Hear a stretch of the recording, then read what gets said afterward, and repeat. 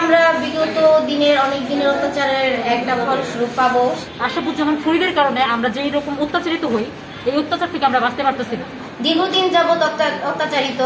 আগে ফ্যাসিবাদের সময় আমরা এগুলা করতে পারিনি বা আমাদের জবাব দেওয়ার কোনো জায়গা ছিল না। আমরা বললেও সেই কথা শোনার কি বৈষম্যের শিকার ছিলাম, কিন্তু এখন আমরা জবাব দেওয়ার জায়গা পাইছি।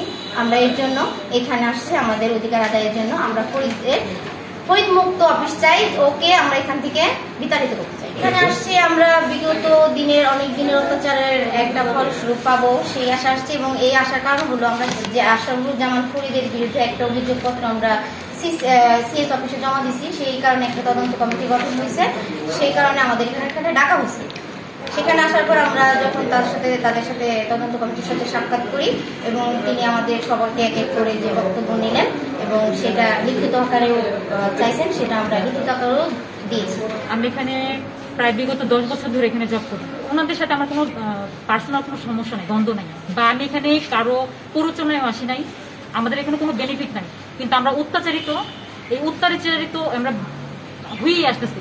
আমরা তো এই জনগণ, এই শিবালয় উপজেলার জনগণকে আমরা কাজ করি, আমরা 2 লাখ জনগণের আমরা সেবা দিই, কিন্তু আমরা যে ভুক্তভোগী হই এই আশাপুজ্জামান ফরিদের কারণে আমরা যেই রকম অত্যাচারিত হই, এই অত্যাচার থেকে আমরা বাঁচতে পারতেছি না। এরা তো আমাদের হসপিটালে আমাদের কি পরিমাণ অত্যাচার করে, আমাদের মানসিকভাবে কিভাবে নির্যাতন করে এবং বানোয়ার কথাবার্তা, আমাদের যে পরিমাণ মিথ্যা অভিযুক্ত করে আমাদের জীবন তছনছ করে দিতেছে। শুধু আমি একজন না, সে সবার সাথে এরকম খারাপ ব্যবহার করে।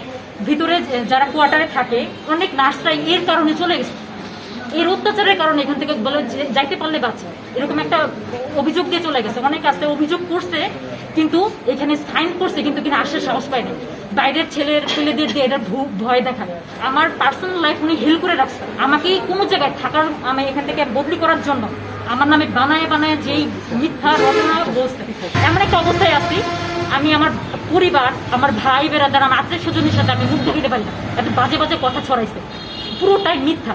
আর ওরা এত বানায় বাজায় কথা বলতে পারে, সবাই একটু ভুক্তভোগী। আমরা উপজেলা হেলথ কমপ্লেক্সে ক্লার্কের বিরুদ্ধে একটা অভিযোগ এবং একটা প্রেস কনফারেন্স ইতিমধ্যে হয়েছে।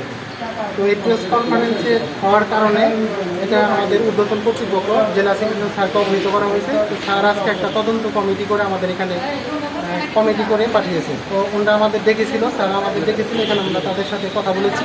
আমি যদি অপরাধ করে থাকি আর সুষ্ঠু তদন্তের মাধ্যমে যদি আমার বিরুদ্ধে অভিযোগ হয়ে থাকে, তাহলে সেটা যেন সুষ্ঠু একটা ব্যবস্থা নেওয়া হয় এবং সেই ব্যবস্থা নেওয়ার মাধ্যমে আমাদের উপজেলার হেলথ কমপ্লেক্সের স্বাস্থ্য সেবা সহ অন্যান্য কার্যক্রম যেন অক্ষুণ্ণ থাকে, এটা আমি আপনাদের কাছে আবেদন করছি।